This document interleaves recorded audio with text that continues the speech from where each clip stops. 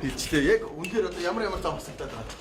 Үгүй яг ер нь бол өнгөрсөн жил бол та бүхэн мэдж байгаа шүү дээ. Хамгийн их мөнгө манай зам тээврийн яам дээр хөрөнгө оруулалт байсан 2.4 их найд байсан. Тэгээ энэ бол 958 төгрөг болтлоо бууссан. Дахиад 958-аас дахиад буулгач. Ерөөсөө хуучин явж исэн замуудаа л явуул шинэ юм явах тавихгүй л гэж. Юм л юм байна. Шинэ хэд болж буурсан? Яг нь ер нь хуучин явж би хэллээ шүү дээ. 2.4 их найд байсныг 958 төгрөг болж буурсан. Эннээсээ дахиад буулгаад энэ жил бол зам тээврийн салбарт ямар нэгэн шинэ хөрөнгө оруулалт байхгүй л гэж.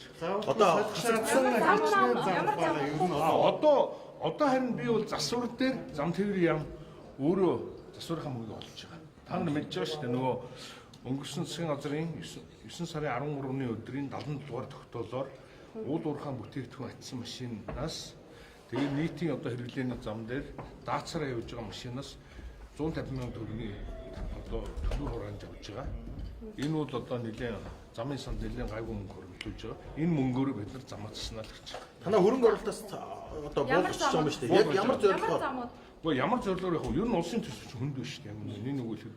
Тэгэхээр зэрэг одоо эхний ээлжинд бол хамгийн нэм чухал хэрэгцээтэй асуудлаа шийдэх нь чухал болохоос зам бол хоёрдугаарт шүү дээ. Хүн бол одоо улс орон эдийн засаг гайгүй болоод ингээд ирвэл зам бол аяндаа барьж болно шүү дээ. Таны зүгээс бол хүлэн зөвшөөрч байгаа. Хүлэн зөвшөөрч байгаа. Гэхдээ замын ямар ач холбогдолтой замын төслүүд байв одоо асгацсан төслүүдээс. Олон улсын зам. За яг олон улсын замаас бол ер нь олон улсын замыг бид нар төр хувийн хвшлийн түншлэлээр барихаар эхлүүлж байна. Жишээ одоо ганцхан жишээ ярихад бол замын үйл шойрын одоо хоорондох замыг үл бид нар төр хувийн хвшлийн түншлэлээр олон улсын тендер зарласан байгаа. 11 компани орж ирсэн, 3 компани шалгалтсан. Одоо бид нар бичгээр үнэтэй манай комиссар үзэж байгаа байна. Нэгдүгээр. Хоёрдугаар цаашдаа бол ийм том замуудыг ялангуяа хүн даацын тусгай зориулалтын энэ том замуудыг үл улсын төсвөөр тавих авдаг зогсоож байгаа. Төр хувийн түншлэлээр бариад төлбөртэй болгоно л гэж. Ерөөсөө хүн олон улсад тийм биз дээ. Сайн зам дээр төлбөр төлөөл явдаг л энэ л хоолтой шүү дээ. Одоо наасын хөгжлийг бууруулах туулын хурдны зам гэх мэтчлэн олон бүтээн байгуулалт. Энэ нийслэлийн зам мамыг манайтай холиод байдаг юм аа. Манай зам тээврийн яам нь ямар ч харьяа байхгүй.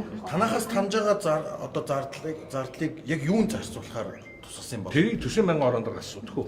Би одоо бас мэдээлэл байхгүй юу? Байхгүй. Дархан алтан болон чиглэлийн зам. Дархан алтан болон чиглэлийн замыг бол бид нар ялгаагүй бас төрөө хувийн түншлэлээр барихаар ярьж байна. Тэгэхгүй бол үнэхээр одоо босоо тэнхлэгийн зам чухлыг үл чухал. Гэхдээ харахандаа одоо үнэхээр одоо улсын төсвөр ийм том хөрөнгө оруулалт замыг барина гэдэг бол хүндчтэй яг нэг үг.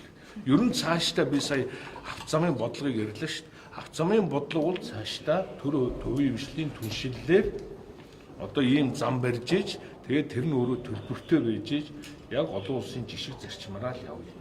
Тэгэхгүй ингээд төсвийн мөнгийг баах одоо энд давьж одоо булдаг тэгээд зам тавьсан нэртэй тэр зам нэг хэдхэн жилийн настай эвдэрдэг засна гэ баахан мөнгө зардаг юм л юм ба.